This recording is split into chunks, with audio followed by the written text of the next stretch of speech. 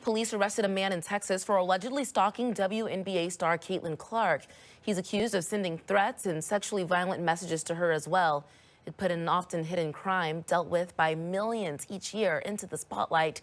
As January marks Stalking Awareness Month, Steve is down in the ARC Lounge right now with David Quinlan, Communications Manager at the Washington State Criminal Justice Training Commission, to talk more about this issue. Steve? Yeah, good to see you again, David. And I feel like this is one of those types of things that's not talked about a lot in terms of stalking. And she just mentioned January is, stalking month.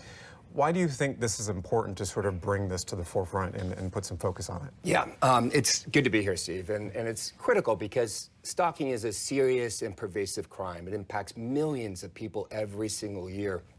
In fact, 1 out of 3 women and 1 out of 6 men have been stalked at least once in their lifetime. And if you let that number sit in, I mean, it's astounding. And there's a lot that needs to be done. So this month for National Stalking Awareness, this is a great opportunity for us to shine the light on stalking, educate people, do more to support our victims. And of course, we really want to help law enforcement make sure they're equipped with the right resources so that they can go out and respond swiftly and take care of these matters early on before letting them grow, yeah. So talk more about what the commission is doing specifically to combat stalking and maybe support some of those victims that are coming forward and deal with a really traumatic thing. Sure, yeah. So CJTC, we are committed to make sure that law enforcement officers and criminal justice professionals, that they are equipped, that they have the resources to be able to report and spot the signs of stalking, that they're able to go out and respond quickly and support victims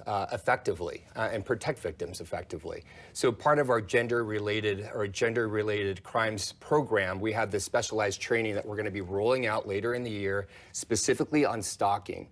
And it's going to teach officers the fundamentals, everything from report building, investigations, digital forensics, all the way to hands-on real-life simulations.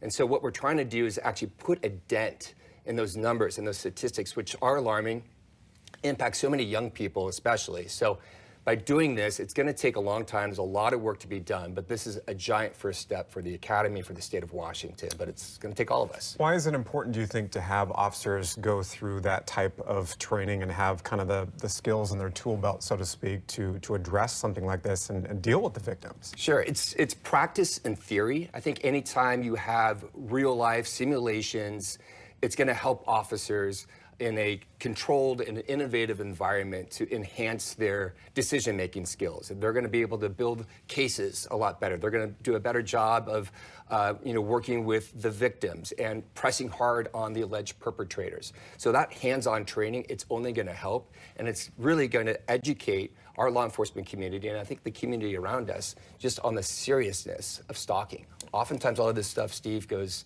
unreported. Yeah. And there's many instances where a stalking case will quickly evolve and turn violent, in some cases even deadly. I would imagine just victims are afraid just to come forward, when you think about the impact that can have on them just dealing with something like that. It's just horrific. Yeah, it's huge. I think there's a statistic about 29% of all stalking cases don't get reported. And that's, again, very alarming.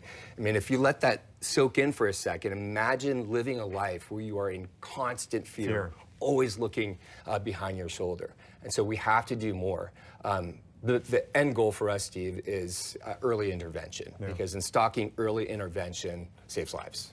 Is there anything that the public can do? There's people watching at home probably thinking, I've never gone through something like this before. You really feel for the people that experience that firsthand, but can viewers do anything to help? Yeah, I think so. I mean, I think this is a first step, a big step, just having the conversation, bringing awareness to the problem, letting people know how serious it is, and it's okay to speak up. So understanding what the signs are, being able to report it early on. Again, like I said, you want to make that early intervention is critical.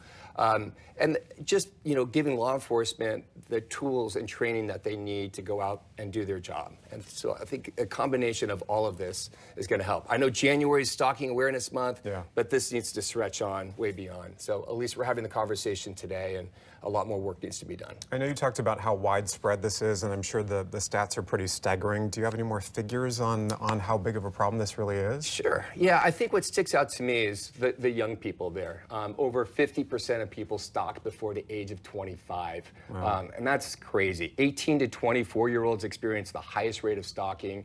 42% of them end up being acquaintances. So a lot of this is domestic, and it just snowballs into something larger. And then you see that last statistic, 2019, only 29% of victims filed police reports. So many of these cases are being ignored, not ignored, just not reported. And that's what we want to make people feel comfortable and have the confidence to let law enforcement know, hey, this is happening, please help. I know